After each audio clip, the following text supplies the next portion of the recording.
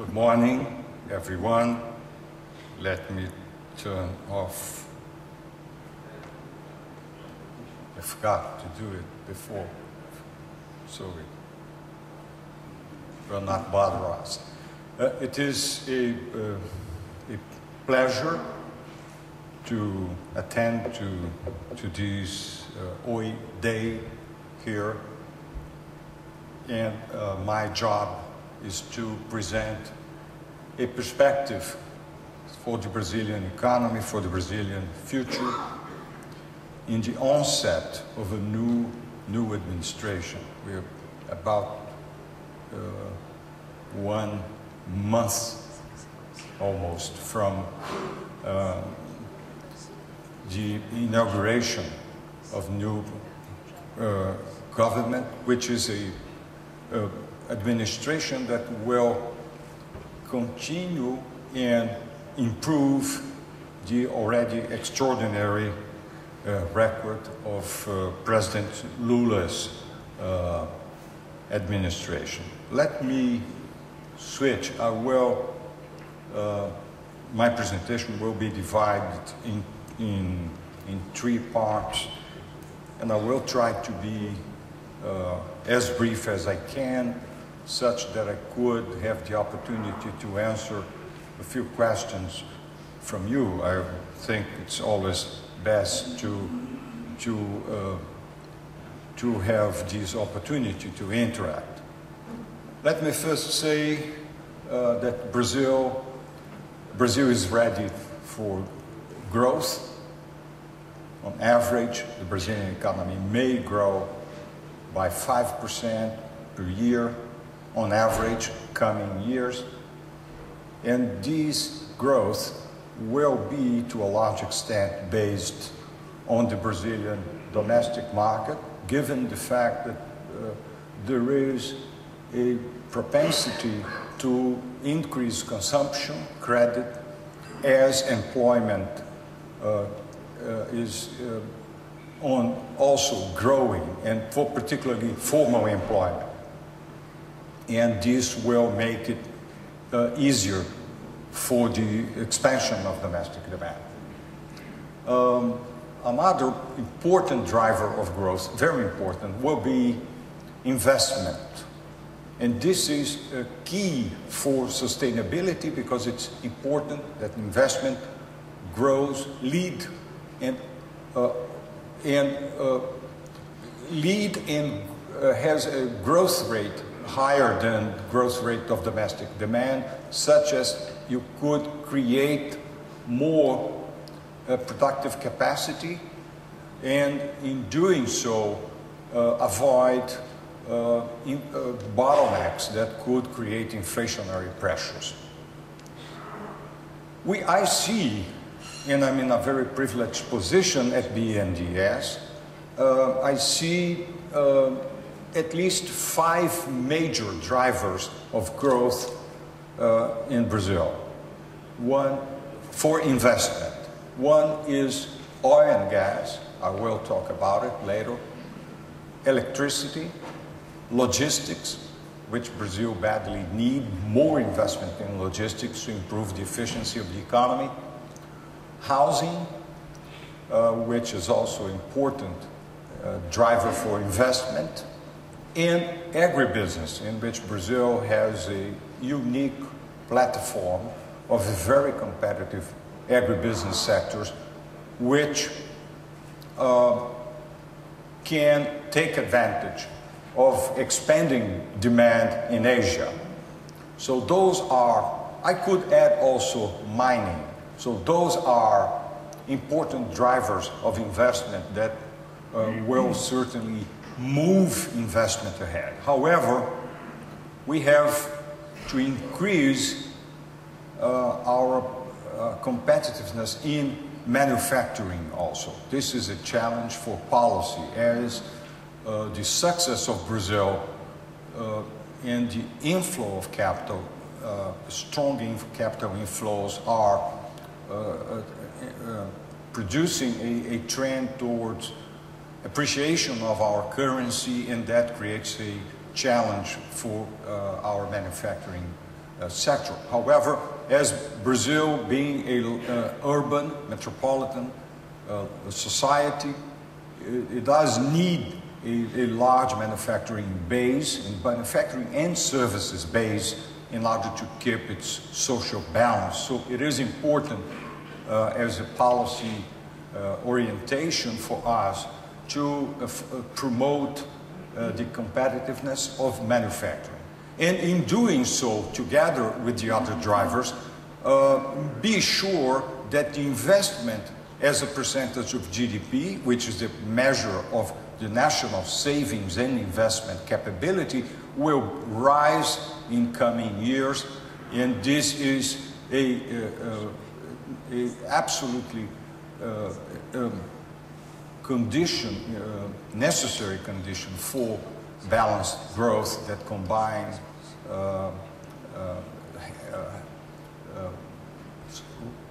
fairly fast growth with stability. Here is a perspective, as you see in the first bar here, is from 1966 to 1980. Brazilian economy grew almost the double of the global economy, of the world economy. And then all of a sudden, with the debt crisis in the 80s and the inflationary crisis in the 90s, Brazil grew much below the global average. In the recent period of 2004 to 2009, the Brazilian economy grew slightly above the world average, and the perspectives for the future, and that is banking is an average of banking forecasts, is projecting Brazil as an economy that will grow much more than the average, will grow almost the double of the global economy, and therefore will lead and it will help the global economy to recover. Would you have some water for me? Yes. Oh, a glass of water, please. Now, as I said, the domestic market is very important. That's the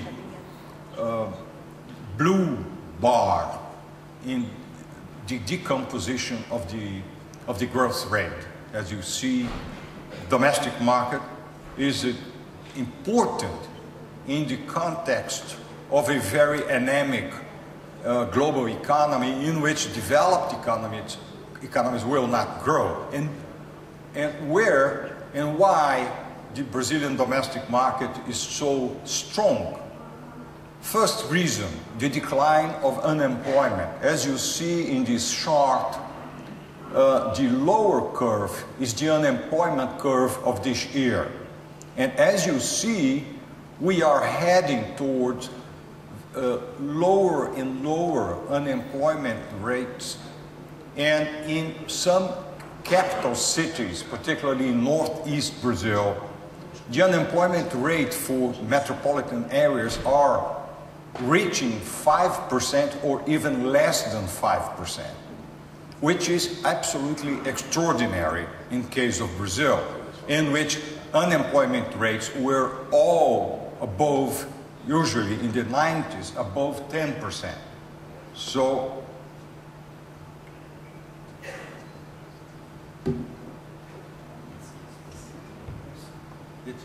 it's all right.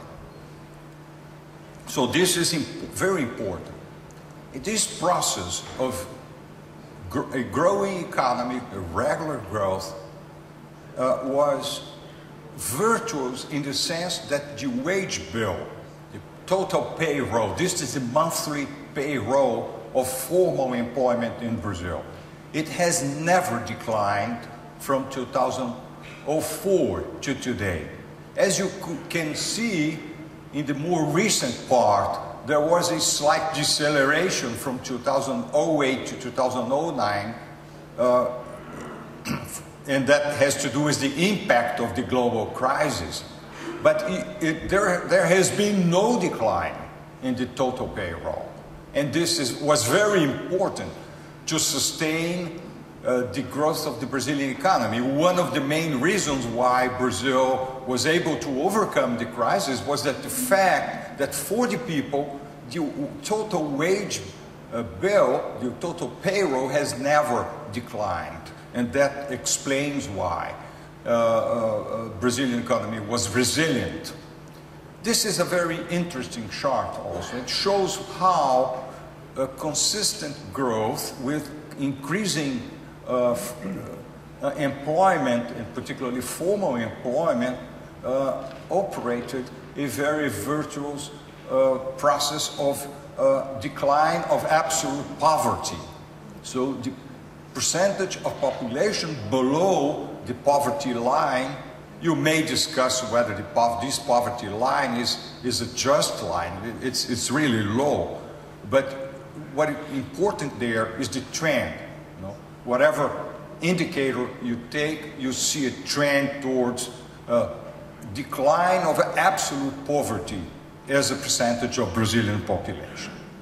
This is also a very important chart. If you compare the first year, the year 2000, the purchasing power of classes D and E accounted for 55% of the total domestic market.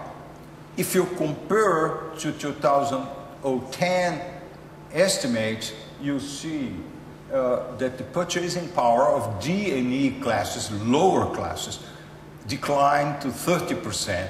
In contrary-wise, the importance of the C class, the low middle class, improved and increased from 37 to 54%. This is what is being called in Brazil the upward mobility, a powerful process of upward mobility that is changing the profile of Brazilian income distribution. You know? And this, if we just translate that to OE perspective, these mean an increasing market for telecommunications also. And if we break this process down in regional terms, you will see that this process has been more powerful in northeast Brazil, which is a poorest part of Brazil, that has improved its income distribution and employment faster than the average. If we look to all those charts, declining unemployment, expanding payroll, improving income distribution, particularly in Northeast, this is a very positive scenario for a company that has a widespread presence in Brazil, but it's strong particularly in its region. And it explains also, by the way, why President Lula is finishing his term with such astonishing popularity. You know, of if you add excellent and very good, he has 83% of